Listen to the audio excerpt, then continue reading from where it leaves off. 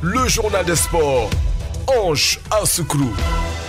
En attendant le réveillon de la Saint-Sylvestre, Ange Assoukro vous présente l'avant-dernier journal des sports sur Radio Côte d'Ivoire. Bonjour Ange. Et on y sera ce soir à partir de 21h sur Radio Côte d'Ivoire. On va passer le nouvel an avec les auditeurs pour ne pas les abandonner parce qu'on a passé toute l'année ensemble. Bonjour Didier, au sommaire de cet avant-dernier journal des sports de l'année. Football, Coupe de la Ligue.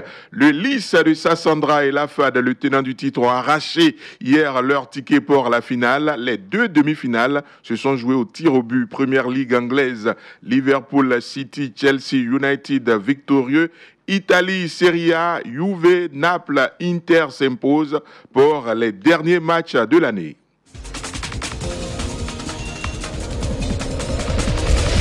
Bonjour à tous. Football, les deux demi-finales, oui bien sûr, les deux finalistes de la Coupe de la Ligue sont connus depuis hier au stade Robert Champeau de Marcory. Lys Football Club de Sassandra et AFAD, tenant du titre, s'affronteront le 19 janvier 2019 dans les deux demi-finales. Les décisions ont été faites au tir au but. Lors de la première demi, le Lys et le Sporting Club de Gagnoa ont fait match nul à 0-0. Au tir au but, Sassandra est plus adroit, 6 tirs au but contre 5 en faveur du Lys. La déception côté Gagnoa dans les propos après-match de Georges Lignon-Nagbe.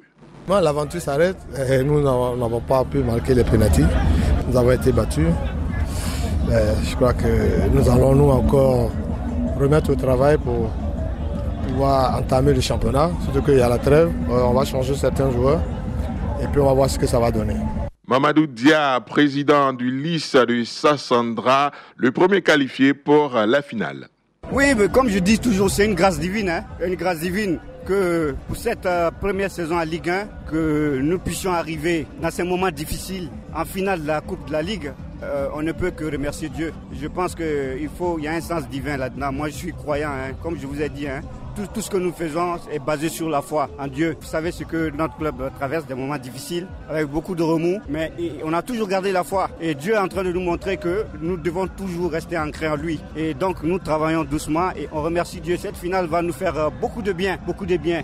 Pour la deuxième demi-finale, il y a eu des buts. Anissé Oura a ouvert la marque pour l'Africa Sport, mais Joseph Guédé Niadou a égalisé 3 minutes plus tard pour l'AFAD. Et au tir au but, c'est le vainqueur en titre, l'AFAD, qui gagne 4 tirs au but à 1 contre l'Africa. La finale Lys AFAD est prévue le 19 janvier prochain. Football toujours en France, Nicolas Pepe fait partie de l'équipe type de la première partie de la saison de Ligue 1 avec 12 buts et 7 passes décisives. L'international ivoirien, joueur le plus décisif de France, est installé en attaque de cette équipe type aux côtés de Mbappé et de Neymar. L'attaquant de Lille, courtisé par plusieurs grands clubs européens, a assuré qu'il va terminer la saison avec son équipe. Âgé de 23 ans, Nicolas Pepe est sous contrat jusqu'en 2022. Le FC Barcelone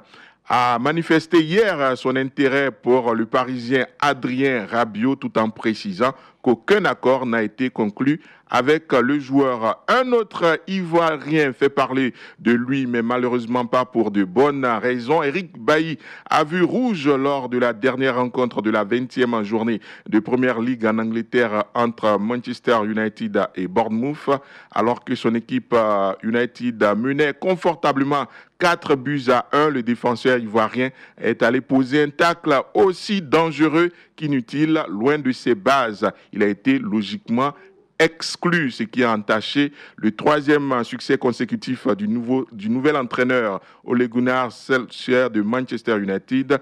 4 buts à 1 avec un doublé de Paul Pogba. Le leader Liverpool s'est fait respecter face à Arsenal, atomisé 5 buts à 1. Après 2 défaites d'affilée, City revient à 4 points de Liverpool avec son succès 3 buts à 1 contre Southampton. Et Chelsea a battu Crystal Palace de Wilfried Zaha 1 but à 0 grâce à une réalisation de N'Golo Kanté. La 21e journée prévoit le choc des leaders Manchester City-Liverpool le jeudi prochain en Italie pour la 19e journée de Serie A. Le trio des têtes s'est imposé. L'éternel leader, la Juventus Turin, a battu la Sampdoria Gênes 2-1 grâce à un doublé de Cristiano Ronaldo. Succès de Naples face à Bologne 3-2 et victoire de l'Inter 1-0 à Empoli. Basketball, NBA, saison régulière. Les résultats d'hier à aujourd'hui. Toronto a battu Chicago Bulls 95-89. Minnesota s'est imposé face à Miami 113-104. Dallas bat Oklahoma d'un panier 105-103. Et puis Los Angeles Lakers vient de battre Sacramento 121-114. Le journal des sports. Ange Assoukro. Radio Côte d'Ivoire, Abidjan 88.fm.